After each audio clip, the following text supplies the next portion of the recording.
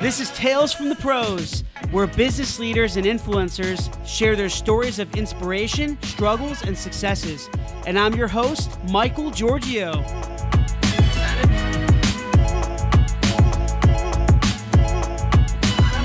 This is Michael Giorgio, co-founder of Imagine Ovation, and your host from Tales from the Pros on this beautiful Friday afternoon. I have a very special guest with us today. Her name is Katy Jones, and she's the Chief Marketing Officer at FoodLogiQ, or CMO, if you guys don't know. FoodLogiQ actually provides traceability, food safety, compliance, and supply chain transparency software solutions. And they also help restaurant owners, or operators, food retailers, consumer packaged goods, companies, and other companies achieve end-to-end traceability while supporting safe and high-quality food products across the supply chain. And Katy's going to talk more about that. It's a bunch of words, but don't worry. She's going to talk more about that later. So really the topic today, Katy, thank you so much for being with us. It's an honor. It's good to have you. I know you're so busy, crazy busy, but it's great to have you in here. And I just want to talk today about the overall topic is your journey as a CMO. And really the struggles you overcame, getting to where you are today, helping future marketers establish themselves, make good, wise decisions, strategic decisions, and just get them to a successful point. So thanks again. This is Michael Giorgio again from Tales from the Pros. And so Katy, what really caught my attention before I asked you on this interview is I saw that, number one, I saw you guys on VentureBeat. Yes. Is that right? Yes. And you guys were basically one of the top 25 most innovative AgTech startups. And even better, you were awarded 2017 Triangle Business Journal C-Suite Award. Yes. So can you tell me a little bit about that? Because that's what caught my attention. That's why you're here. So yeah, sure. No. It was a great award. It was the inaugural year that the TBJ gave that award out, and I was honored to be recognized along with the CMO, Susan at Bronto. Bronto, yes, nice. Yes, yeah. So great. And they're like Oracle too, right? Yes, yeah. Recently acquired by Nice. Oracle, yes. So a phenomenal company to be in, obviously. And it's been an amazing journey. I set out to do marketing. I am doing exactly what I wanted to do at Carolina. I was a journalism major. Started in agency life, and then really bounced around from consulting firm to academic research at UNC Chapel Hill. Before joining FoodLogiQ, was at the state's cancer hospital and ran our communications and marketing there. Made a pretty big pivot into tech and to grow. FoodLogiQ started when we were about 8 employees, and now we're nearing, with our contract development, nearing 50. Wow, that's amazing. Yes. So did the Triangle Business Journal, I'm assuming they came to you and they just asked you to be presented? It was an application process, Yeah. so I put my name in the hat and was thrilled to be selected. Were you nervous at all? Did you have to make any presentations? I gave, we had to give one piece of advice that we were given in our careers, and mine was to dive in and do hard things.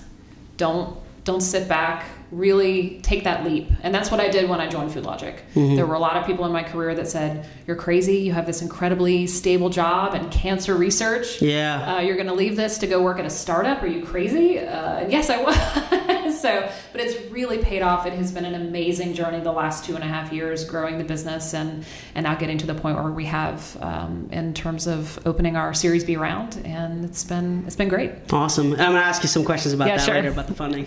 And so kind of jumping into your marketing role, did you always have a passion for marketing, or tell me a little bit about that journey? Certainly. I think, as I mentioned, started really with a focus in public relations. And but then really my passion for marketing is really about just seeing how you can really talk to the customer that you have and make that connection and make that fit. The creative side of it has always been my passion, whether that's messaging or design or the website. I always love to see how it comes together in the campaign. And I think that's where I've been able to really see that come to fruition in my career, to go from really at an agency just working on a couple of things from a tactical standpoint, but then to really see how the whole picture comes together as a CMO. That's been the most rewarding thing. So do you feel are there certain steps someone has to take? I mean, I think when you're younger, like you're in college, you're not going to be like, oh, how can I actually be a CMO? I guess sometimes some people, they might have that question. I would say more of the question is how do you really start a company and things like that, but you're going to need a chief marketing officer position in that company to help grow it. I think that's very important, and that's why you're here. I'm a CMO of my company, as you guys know as well, but what steps do you think someone has to take to get to the CMO position? Obviously, education, I think, is a big part, but it may not even just be that. I don't get me wrong. My undergrad education was incredibly valuable. I was a journalism major, journalism and mass communication, got a really great foundation, but really at the heart of it is the internships that you get in college. I think getting in, there's an abundant amount of opportunity for, junior, seniors to go in, become an intern at an agency. I tell lots of young women and men that I meet to go in the agency route, because I think it gives you an opportunity to do a lot of different things. Right. And then you can really figure out where your passion lies. And then also, even if you're going to then make a pivot into industry, you can figure out perhaps what industry is the best fit for you. And then, I think that just taking every opportunity that you have to get your hands in, never take an attitude or an approach of that's not my job or that's not my position. Like whether that is, and I think that's across the organization, because if you can, for example, if you're at a tech company and work in customer success or help out in customer success to really understand the voice of the customer, that's going to be incredibly powerful in a marketing position as well. Yeah, no, I completely agree. I think, for me, as being a CMO, my company as well, and I'm sure you can relate, that from working with just different clients, I think it's important for somebody to, when they're trying to become a CMO, they have to get their hands dirty in the beginning, because I think sometimes when you're in college, you're thinking about, how can I get to this high position? But you got to think about the hard work it takes to get there. So you talked about SEO, talked about website design, all that kind of stuff. It's good to even, not saying, be a developer. Obviously, that's a whole different position. But be involved in that process, I think, is huge. At least that's what helped me. Oh, yeah. Is getting your hands dirty, working with your developers, just for example. Or trying to do a lot of research and implement SEO strategies. Because if you do the hard work yourself, then you're able to translate all that information, all that knowledge to your employees. Absolutely. I think the other perspective that it gets you is what your team is going through as you grow as well. Exactly right. Yeah. So at FoodLogiQ, I was marketing hire number one. So and I was hired in as the VP of marketing, but I was a team of one. And so literally day one coming in, the website that they did have at the time was built by the development team, which was a great website, but offered very minimal ability for us to make changes quickly. So that was the first thing we did. We stood up a WordPress site in 2 weeks. We got HubSpot rolled out. We got inbound marketing working. We got a lot of things that what we could do at the time. Really getting the hands dirty. I think that's a great piece of advice. Yeah, absolutely. And did you think with all your marketing experience, did that allow you to kind of, this is where I want to get a little bit more into how you guys got, you got some funding that helped obviously you guys grow and scale and hire more people to, be the amazing company you guys are today. But in terms of that funding process, do you feel that your marketing experience helped you with that pitch? Or did you had to bring a lot of different minds together? Because I know there's a lot, you have a board, you have a lot of people involved, but you think the CMO role played a huge role in that process? Obviously the brand building that we did from day one helped significantly. So building up just the brand of FoodLogiQ, we were very lucky to have several flagship customers right out of the gate. So when we started, when our CEO, Dean Wiltsey, and I started, including Whole Foods Market and several really great customers.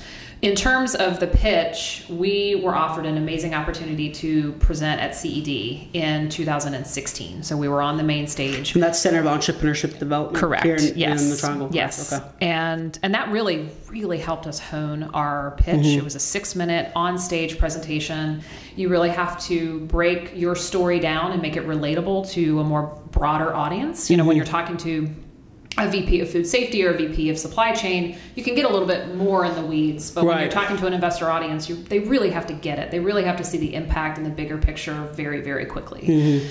And going through that process and working with CED, we got access to, essentially a network of investors, both exposure, but then also real world feedback on that pitch, and that was incredibly valuable for us. And after that, then taking and opening the Series B round, which we officially did in September of this year, or of last year, I'm sorry, of 2017, with Renewal Funds being the first funder in that, and then we're just a few weeks most likely away from closing that Series B. Nice. And is that process long? From the initial, so did you have to reach out to them first, or you guys were probably always getting a lot of attention. You're kind of in a niche space, niche product, SaaS product. Yes. Did they ever come to you? They thought you might need, or obviously you're probably going to go to them, I'm assuming? It was a little bit of both, certainly. We had a significant amount of interest from the investor community, lots of outreach. And then those events like CED, we did another one that was more food focused out in San Francisco. So the events helped you guys get interest from investors. Absolutely. Awesome. That's what I want people to know. And as a part of our marketing strategy in 2017, we specifically targeted investor-focused conferences. And there are several that are food-focused as well. And so that helped us build our network, get out there, get our story out there. We were able to also serve on a panel with our customers at those events. So not only were we able to just network and connect, but also get on the main stage with our customers and have them tell our story as well. Great. Sounds good. I don't. Sometimes I'm scared of like whether you always see these stories, Shark Tank. Yes. So you always see them, and they just brutalize some of these entrepreneurs who have these concepts. They're like, "Oh, you don't have a proof of concept. What are you even doing here?" I mean, it's crazy, but yeah, I think we have had an incredible experience. Yeah. We've had some phenomenal interest, and again, just been working with some really great partners. So we're really excited about the future. Yeah, absolutely, and you definitely have to. I mean, talking with a few investors here, like David Gardner, interviewed him a few months ago, and he was saying that you have to find an investor who definitely matches your vision. That's really important, right? It's not just about the money. You can't just go after and say, oh, they're going to give you $1 million or $2 million or whatever it is. You got to find one that actually, number one, who you can work with for many years. So it's almost like hiring somebody, right? Yes. They need to meet your culture. Completely agree. Yeah. And as I mentioned, Renewal Funds, they're a mission-based investment firm. They were initial investor in 7th Generation. Wow. Are they here? They're actually in British Columbia, Vancouver. Okay, nice. Yes. All right. So hoping to get out there. Yeah, it's nice. I've been there. Yeah. Cool. And I want to jump into, I know I made a spiel earlier about what you guys do. It's a lot of words. I want you to kind of simplify that. Yeah, sure. And tell everyone really what you guys do. And the branding and marketing that impacted and got you guys to where you are today. Yeah, sure.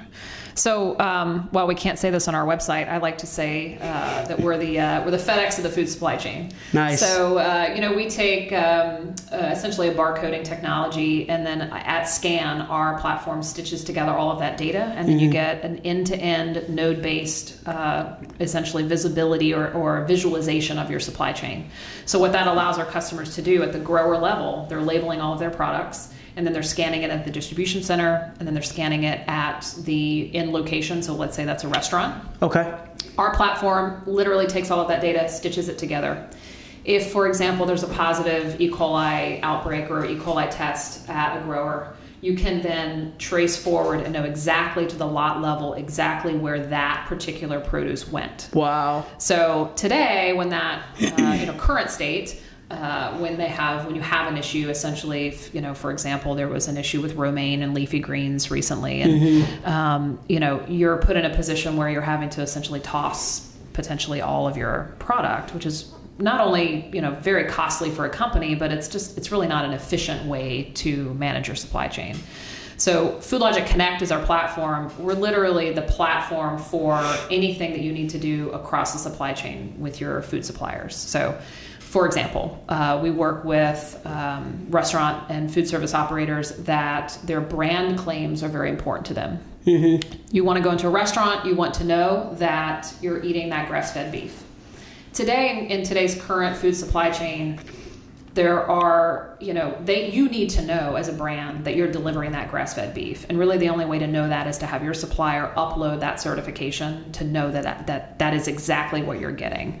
And you would be surprised, I think, at how archaic the food space is. Oh, yeah. From a technology my mom owns a bakery. Yeah, so she knows it's crazy, man. Yeah, so and I think we're ahead of the industry, but we are working with the industry leaders in this space. We're working with Subway, Chipotle Mexican Grill, Whole Foods Market, and just a variety of other food service operators, and growing into the consumer packaged goods as well, and Hanes Celestials and other customer of ours. That's crazy. Yeah. So you could definitely see a huge demand in this space. It is. You know what I mean? There's some gray areas that need to be. Yeah, there is a significant amount of demand. There's also a heavy amount of change management that has to come with that. And so we're uniquely positioned to not only roll out a technology, but also to provide the support and the managed services to go along with that. So there's a significant opportunity for FoodLogiQ. What was it like, you guys building your product? Like, were there a lot of struggles in terms of the actual implementation of the software? Because I know from us being a software development company as well, there's so many. You have to make sure that getting the data right, making sure it's tracking everything, there's just so many different moving parts in software development. I want you to talk a little bit about that process as well. Were there certain obstacles you guys had to overcome on the product side of things? Certainly. I think that, as I mentioned, we had a couple of customers that were out of the gate partners with us, and they really helped us and guided us through that process. So data quality is certainly a significant issue in any SaaS platform. Really. And security. Yes. Yeah. And that's where I think, we've got a really great customer success team, and really when we implement and when we roll out, we have to manage those expectations to say, this is not going to be a light switch solution. This is not going to be something that you're going to roll out and immediately snap of fingers have farm to fork traceability. There's going to be some effort and a partnership that's going to need to be aligned in order to actually implement this program. That's what I say. Our track and trace product is really, it's a SaaS platform on top of a program, and that's a critical piece. And that's why it's not done today. Yeah. It's not. If it were that easy, it would have already been done. And I think that it is getting easier as we're looking at innovations in labeling technology, and maybe even having temperature monitoring or temperature sensors, actually integrating that data into, so it actually removes the human element of it. So there's a lot of different things that we're looking into. So like more automation, stuff like that. Take the manual process out of it. Totally. That's the future. I love it. I love it. So you understand, it's always good. It's very important. I think not even just in product development, in service, everything. Yeah. Always stay with the tech trends. Yes.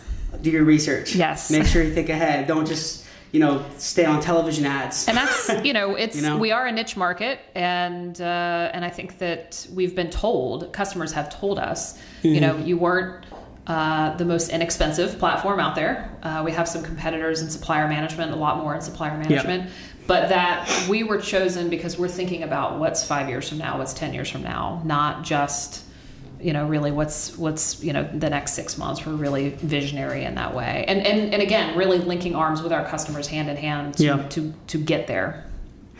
And I know before the interview, kind of what we were talking a lot about webinars and marketing strategies. Yeah. Were you guys doing something different when you first started to now? Obviously now you've scaled a lot more. You have over 50 employees around. Do you feel that you're going to implement your marketing strategies is going to evolve like crazy over time? You think it just depends on the trends, or you feel? Let me know a little bit about that. Yeah, certainly. So I was marketing hire number one. So there was as I mentioned, there was a website, and I think that was about it. I think there were some trade shows that were attended, which is a very critical part of the larger marketing strategy. But zero digital, zero SEO, zero social, really zero product marketing. Nothing to really drive traffic. You just had the conversion tool. Yeah. So we had it was nearly 175% increase in our traffic from 2015 to 2016. Wow. I started end of 2015. So that was, and we had such an amazing opportunity because our competitors weren't really focusing on that. Mm-hmm. So we were solidly taking over keywords that were really kind of ripe for the picking. And we now rank, food traceability software, food supply chain software. It's a little bit more competitive, but we are top 3 in a whole host of those. And now going after more of a platform message, emerging technologies like blockchain, really solidly going after those as well. So. You got to target like crypto, all that kind of stuff, because people are searching that. Yeah, it's totally. Yeah, I mean, I think that we are doing the real traceability now. It's a matter of whether or not there's a potential integration into a blockchain technology that's going across. It's still very young in the food space and emerging, but we've got to keep our eye on it. We've got to look at it and build a strategy around it. Yeah, and do you feel like event marketing now that you have your rankings, you have your website solidified, everything's you're getting a lot of traffic, you're converting them. Do you feel now you're kind of doing a lot more branding? So my question before is really, and you didn't answer it, but I kind of want people to know, I think a lot of, because we deal with a lot of startups and they want to do so much stuff. They want, I want to do this, that. They don't stay focused. And sometimes we have to guide them and tell them, guys, I wouldn't focus too much on the story of your company right now or the message, or it might be, it depends on, I'm just giving you examples. It depends on their business, but they want to do so much. So basically, like, it seems like you guys are, you have built the website, you generate lots of traffic, you have clients, you have an awesome client base, you're credible, and then now you're really trying to solidify your message to the audience, to your people. You're doing more branding, more global branding now. Totally. Is that kind of correct? Absolutely. Okay. No, I mean, I think when we started, it was clear we looked at the opportunity. Yeah. I mean, really, we got Moz and SEMrush, and we started looking at all our competitors, and we were like, there is literally just a significant amount of opportunity here, and so let's focus on that. We also had no budget really, and so there were things I think that naturally you kind of you can lean towards with a with a lower budget, and trade shows are expensive. That's right. And so as we were able to get sign more customers, get more funding, we added more of those in, but really still being very strategic in what we're doing and how we're doing those. So for example, there may be a show that we're just going to send a salesperson or two. We're going to boots on ground, just network and connect and shake hands, and maybe not have the significant expense of a booth and things like that. And there were also some events that we just needed to ask. We asked our customers, where are you going? What events are you going to? And we found out about executive level events that you can essentially buy a ticket into and get our CEO in the door, and then really network that way. So you relied a lot on analytics. You looked at what's working, what's not working. That's good. Strategic. That would be, I think, the biggest piece of advice that I would have is immediately always be thinking about how you can tie to revenue.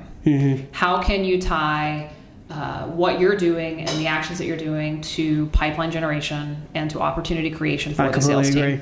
And because otherwise, it's you're not going to be able to go into your boardroom and justify the expensive marketing. You have to be able to show how you're drawing that line to revenue. Yeah, I when you were saying that, actually, it's pretty crazy because back in the day, years ago when we started.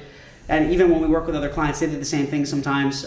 They would just socialize. They just said, let's just go on Twitter. But they didn't realize they didn't do enough research, and they didn't write anything down. No strategy, nothing like that. No data. And they just said, let's just put things on Twitter and Facebook and see if it makes money, right? And I'm not saying you need to try new things, right? Trial and error is huge in marketing. It's huge, but I think by doing that research and planning, just writing things down, even asking people, mentors, all these different things are going to give you the data to make a good decision of how you can implement a marketing strategy and thus make money from it. Because we can do all this marketing and you get nothing from it. There's no ROI. Yeah. So I think when you have that data, you can make a quick shift in your strategy with that information. So at one point, about 6 months in, we kind of looked that PPC really wasn't generating pipeline. We were getting great leads, numbers at that top of the funnel, but it actually wasn't converting. And so, because at that point, I think I had hired an additional person and we were a team of 2. And so we said, okay, let's pull back a little bit on PPC, which made our top of the funnel leads go down, right? But we were able to drive higher quality of leads, higher quality of pipeline once we were able to shift more on organic. And organic search is still the #1 pipeline generation for us as a company. People don't want to click ads. Yeah. Yeah, they see you. Yes. Yeah, you're right. But yeah, so pay-per-click marketing is, I think, really important. And you can do it on Facebook. Yeah. Google. Yeah. I think even Twitter offers it now, or they did. Actually, I don't know if they still do it. LinkedIn has it, YouTube. Right. It's really powerful. It's just more targeted, but it's just more expensive. Totally. And we did, we were still doing PPC once we got the additional staff and time and, to dedicate towards it, but just kind of throwing a bunch of money at it without actually knowing if it's resulting in, the end result that you want. I think that's, again, going back to the analytics, you'll be able to make those decisions with that data. Yeah. So with all your marketing experience, what struggles do you think, not even just CMOs, but I think a marketing department has over growing a company? Like, even just name a few. Like, what big struggles do you think are common for most marketing people? I think as we've grown, keeping, let's say, the kind of control over your brand. So, we've grown so much that, we have a template slide deck, for example, but when you start to really add and significantly scale, like customer success and sales, there's this significant need to okay, now we solidly need branding guidelines, right? You get, and I think that's the thing, when you're a startup and you want to hire really solid, hardworking entrepreneurial people, they're going to make it up themselves, right? Like if they don't. Yeah, you're completely right. I agree. And so you need to okay, I don't want to review every single sales deck that goes out. That is not something that I want to put myself in a position to do, but you want to be able to provide the resources. So that was, we hired, our most recent hire was really in product marketing, sales enablement, because we did not have a specific position for that. So now we're a team of 7. And that person really That's your marketing team? Yes. Nice. Yes. Okay. And we're going to really, focus on that. And then I think getting just messaging solidified across the organization as you're growing, it's a continual battle. Every new person is an opportunity to make sure that voice is consistent and the branding is consistent. And so making sure that you're staying on top of that as you're growing. I think, there's inevitably the sales and marketing, alignment and tension that is naturally there. You want to keep each other accountable. And that's, I think that's really a healthy tension and a healthy relationship, so that we're constantly challenged to provide the highest quality of leads, and we're constantly pushing to make sure that, follow-up is there and the messaging is on. Yeah. Do you feel like there's sometimes a clash between sales and marketing? I have a... Sometimes with us there is. Sure, absolutely. We have a phenomenal head of sales. And so what we did actually was the sales development reps report into marketing. And so they're there really to just help further the qualification of that lead. And what that allowed the enterprise reps to do is to not have to do as much qualification, so that the leads that they receive are more ready for them to have a conversation with. Before we added the SDR, every single inbound demo request from our website was going directly to an enterprise rep. So, you target and you hope for the highest level of quality, but you're still going to get that grad student, who's interested in our platform requesting a demo. And so adding that SDR and an amazing person that we've added to our team, I call him the Terminator because I literally think he just never stops working. But we have a few of those in our team. Adding that person and then really helping alleviate so that the closers can really do what they're meant to do, which is close business. You got to think of it this, because we have these conversations as well. I mean, I've moved a little from sales to now strictly just marketing the company, but and running a business. But I think I get this question a lot, and I feel like the marketers really are the ones that are. I mean, we're really the ones bringing in a lot of leads. I'm not saying that sales don't. Sure. They do. They have their outbound lead generation, but we're the inbound people. Sure. We're the ones who are bringing in, converting the business, like a website, and then we pass it off to the salespeople, and they're the ones who they handle the the closings, the follow ups, like you said. So I think they definitely go hand in hand. Definitely need them. So I would say, like, do you have certain tips that you would give to future marketers in terms of things that they need to be aware of to be successful? And I don't really want to really touch too much on education or anything like that, because I think a lot of marketing people can be very successful without a degree. At least I agree too. I have a lot of friends that don't have degrees and they're so smart. I feel like they went to Harvard or something like that. It's crazy, but that's the best university I can think of right now. I think you just, you have to have a marketer's mind really to be a marketer, and I don't think there's any amount of education that can kind of give you that. So, no, I think in terms of things that you can do to kind of grow and to help kind of prepare yourself. I think at the end of the day, like, just an incredible understanding of your market, an incredible understanding of your customer, and that's going to take getting out there, reading, self-educating, talking to your customers as much as you can, really getting outside of the marketing department, talking to the people that are interfacing with your customers every day, and not maybe the executive level, like the real in the weeds and really understanding. I think particularly at a growing company, and I think that's the beauty of working at a smaller companies, that you can do that. You have the ability to do that. I mean, I think you could do that to a certain extent at a larger company, but when you're small and it's all hands on, it's really whoever can do whatever. And I think that people that are able to recognize that opportunity and take advantage of it, I think are going to significantly see their career grow faster. Yeah, I agree. And do you ever listen to Gary Vaynerchuk? No, Gary V? I know the name. Oh, you got to follow him. He's awesome. Oh, he's so good. And you listen to like Tony Robbins, I'm sure. Yeah. But Gary V, he says a huge part of marketing as well is being self-aware. Yeah. Right? Understanding, being mindful of the market. Yeah. And I think part of that is understanding the tech trends. And kind of jumping into that as well. We live in Raleigh. Tech is booming here. Sure. It's an amazing place to live, and it's just one of the biggest tech areas in the country. It's actually becoming, from what I heard, it's going to be like a top, I think right now it's like top 5 tech areas in the country. It's becoming like the Silicon Valley of the East Coast in the next like 10 years. We'll see. Yeah, that's kind of a stretch. But where do you feel tech is going right now? I know you guys know about artificial intelligence, obviously, and security, data security is huge. But where do you feel, in your experience, it's going? Do you think it's automation, or what I think, just in the, speaking specifically in the food space, the automation space is significantly growing, and really, big data was the big word, a number of years ago, and I think now it's really about easing the human burden and the human error. I think that also comes into, for example, one of our customers, Seal the Seasons. They're a North Carolina-based frozen produce company, but they're growing significantly, and they're growing so quickly.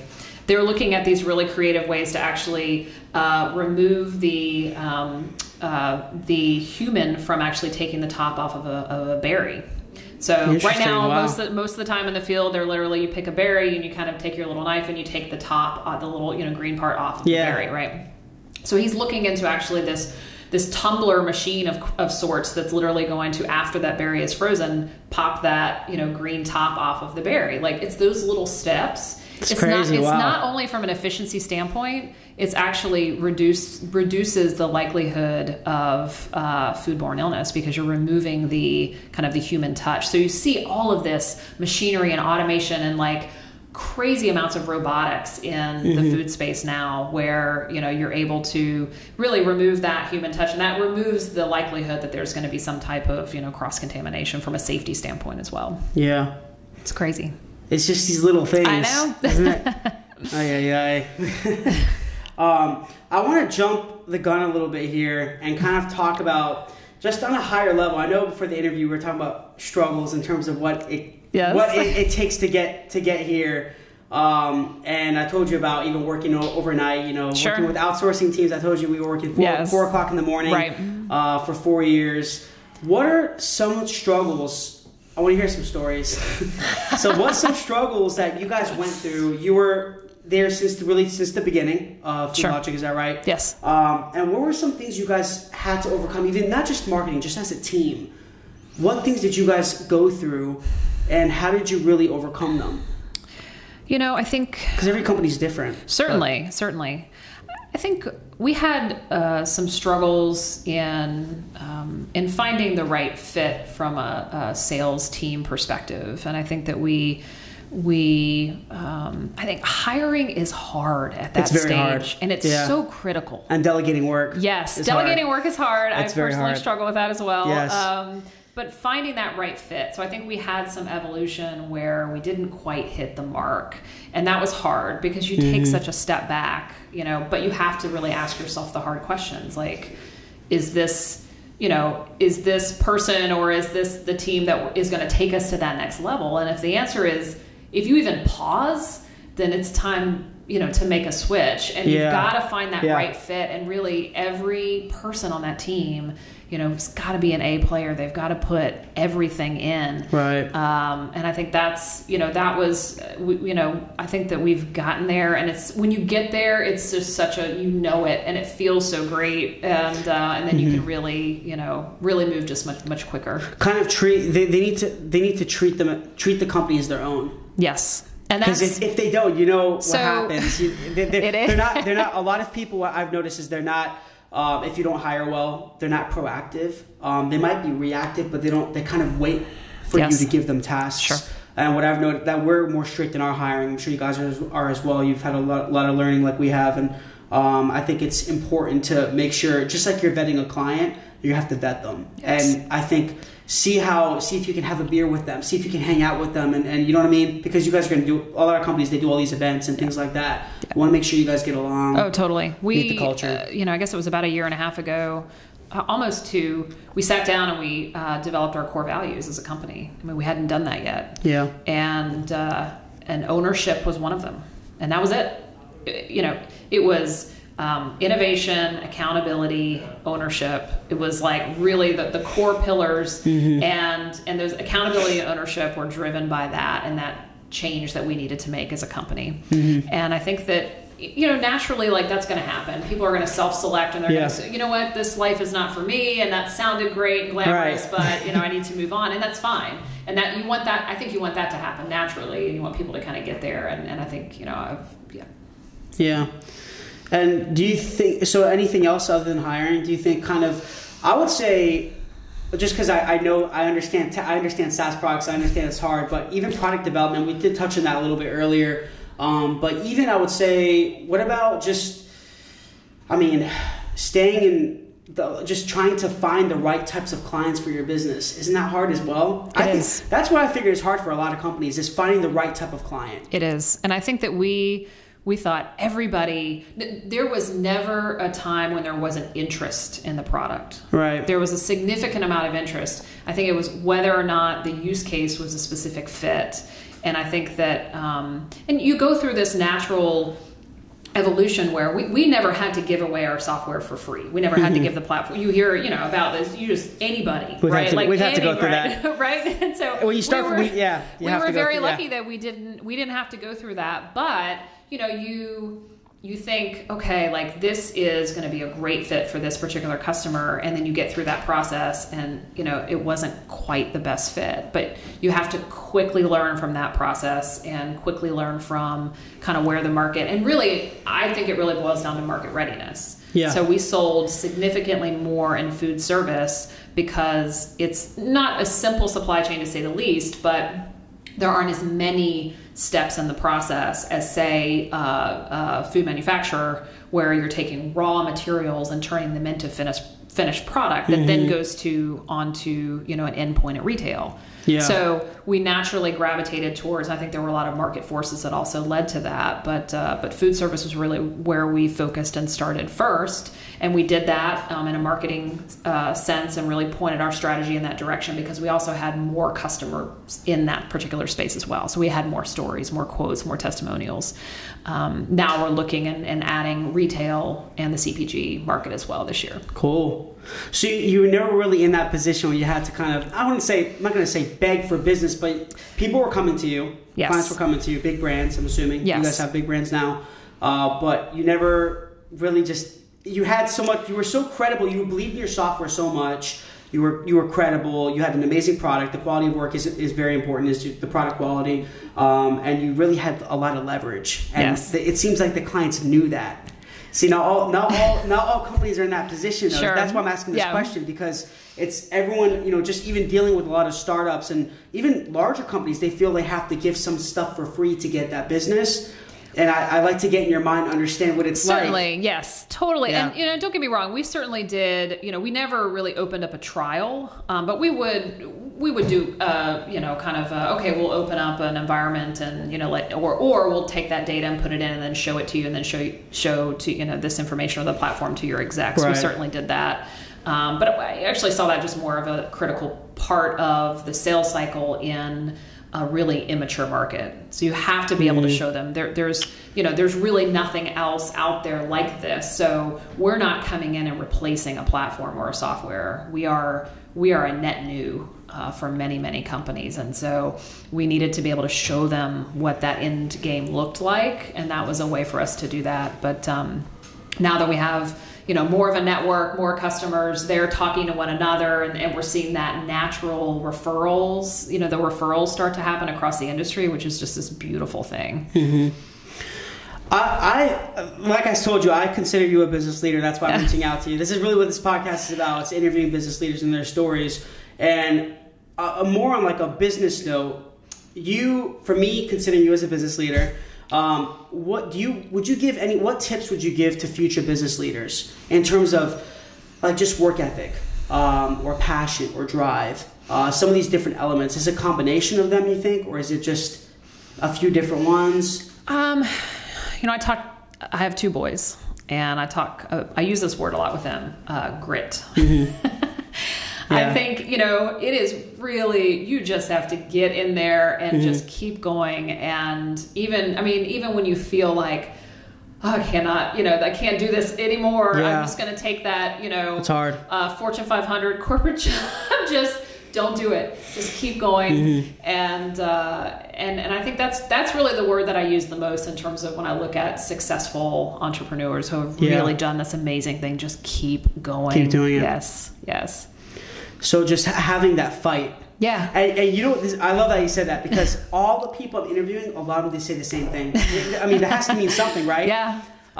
It's just having that, it's like persevering. Yeah. Oh, you're going to have to overcome a lot of, you're going to have a lot of walls you have to break through.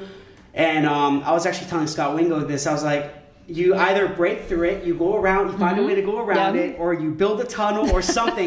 But there's a way to get past that wall, and that's what you're talking about, is that grit. It's that that's just willingness to fight no matter what. Yes. Because you believe in your company that much, in your business. You know how to provide value. You know that you're making a difference in the world. And I think a lot of it comes back to, for me, not just in grit or work ethic. A lot of it is intention, like your motive. Yes. Why are you doing this? Like, what's your why? No, I think